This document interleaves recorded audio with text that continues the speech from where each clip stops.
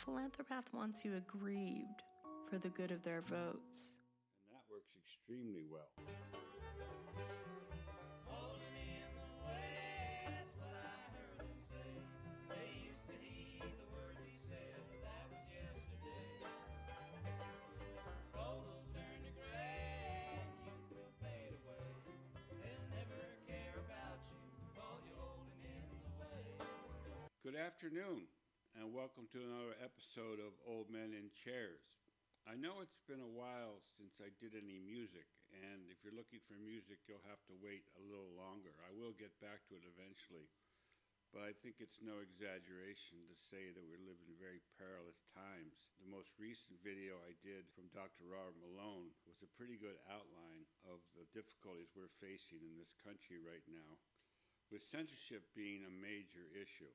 Just in the last few days, a number of the channels that I watch on YouTube have been demonetized permanently, including my friend at Look and Live, Pastor James, and Lou Valentino. So they're coming for the conservatives and those who speak the truth. And of course, in war, truth is the first casualty, and we are in a fifth generation war at the very least. Today, I'm going to switch to poetry. I do follow substack of Margaret Anna Alice. Used some of her material before. She writes very well. And about a year ago, she wrote this poem called Anatomy of a Philanthropath. I take a philanthropath to be someone along the order of Bill Gates or maybe a Klaus from the World Economic Forum.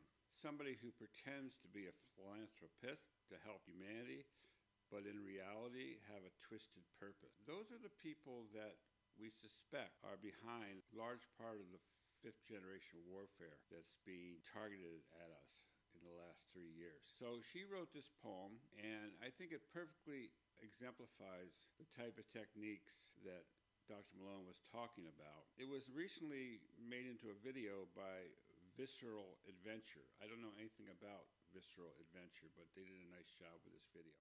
Of a Philanthropath, written and read by Margaret Anna Alice. A philanthropath wants you dead for the good of humanity. A philanthropath wants you enslaved for the good of liberty. A philanthropath wants you silenced for the good of free speech. A philanthropath wants you confined for the good of your health. A philanthropath wants to surveil you for the good of security. A philanthropath wants you to eat orthopterons for the good of the planet. A philanthropath wants you to pay more for less for the good of the economy. How does that work exactly? We're paying more, getting less, and somehow that's a good thing? You can see the pattern here. Everything that they're claiming, they're providing some benefit to you. They're actually taking away your freedoms. They're taking away your free speech, your health. Everything that was thought to be good is now being said that's bad. We have to take it from them. A philanthropath wants you to pay more for less for the good of the economy. A philanthropath wants you to own nothing for the good of the reset. A philanthropath wants you ill for the good of their sick care system. I like that. Sick care system. It's not health.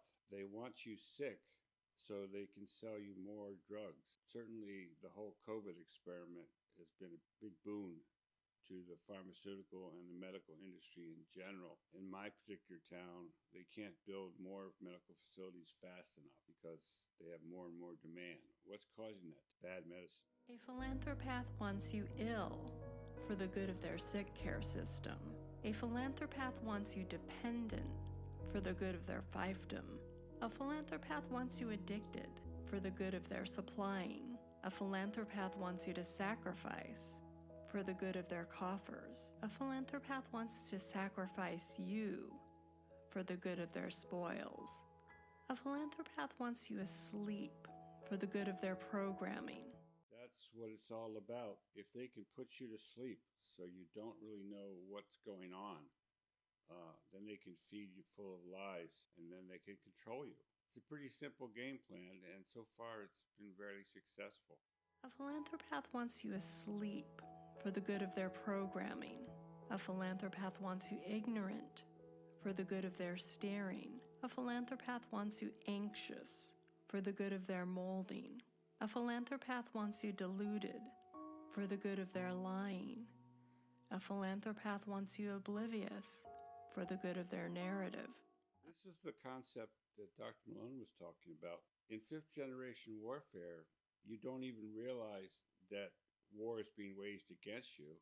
And even if you do, you can't really figure out who it is that's doing it. And so they keep you in a constant state of illusion, not realizing that your whole psyche is under attack. A philanthropath wants you oblivious for the good of their narrative. A philanthropath wants you fearful for the good of their terror. A philanthropath wants you hateful for the good of their politics.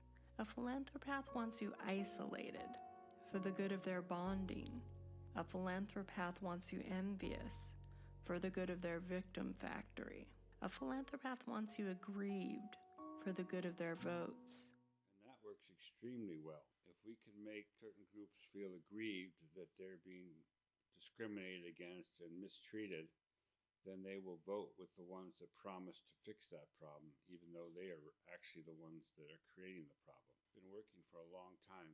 Hopefully it will stop working at some point while they still have a country. A philanthropath wants you aggrieved for the good of their votes.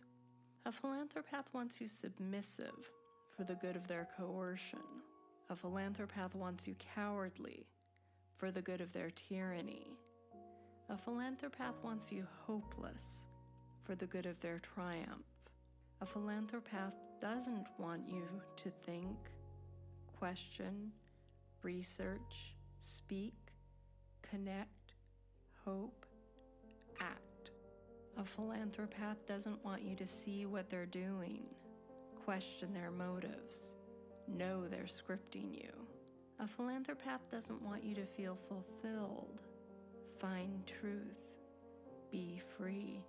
A philanthropath doesn't want you to wake up, overcome our differences, have inner peace, love one another. A philanthropath doesn't want us to say no. A philanthropath doesn't want us to know we're powerful.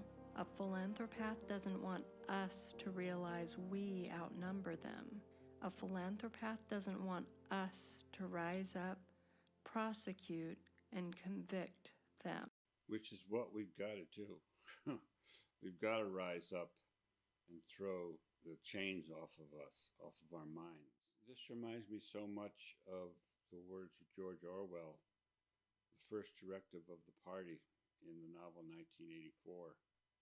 You can see the words on the screen. War is peace. Everything has been turned topsy-turvy, backwards from the values that we've held here as a country for over 200 years. And we're being told, no, you can't believe in those truths anymore, those self-evident truths. Now you have to believe us. Far too many people are.